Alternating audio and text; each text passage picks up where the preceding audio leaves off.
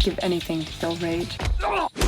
I grew up loving the news, and I was in a military family, so that's the kind of one staple you get no matter where you go on whichever military base you're on. One thing that we touched on a lot on the first season of Newsroom was the pressure that all news is getting right now. All news organizations are getting to just be the first, be the first, be the first. And in that process and in that race, a lot of times it's just, a lot of times you lose the real facts. So it's really the race to say something, not so much the race to say the right factual thing. Hey, money skirt!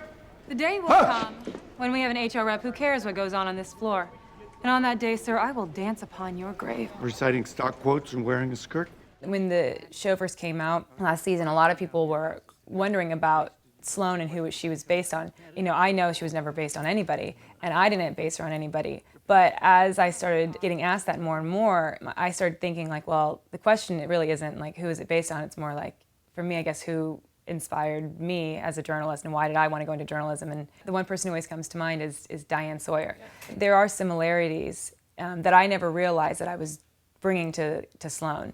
But things that were important to me, that I didn't want her to wear a lot of jewelry. I didn't want anything to distract from the information that Sloane was giving. I wanted her to wear very clean-cut suits, like black preferably, and just so that everything was clean and professional and put together, but not distracting. And you see that's how Diane Sawyer kind of has her look as well. There's a wire report about a drone strike in the Fata that killed 5 suspected militants. Excellent. You heard me say suspected, right? Talk to your EP.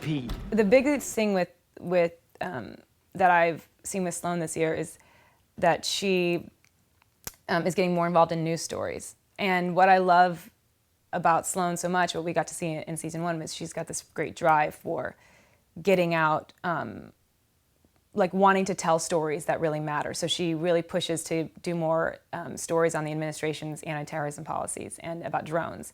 And then there's other stories that are important, if we have to cover the election, where Sloane's yeah, I'm here, I'm going to be professional, but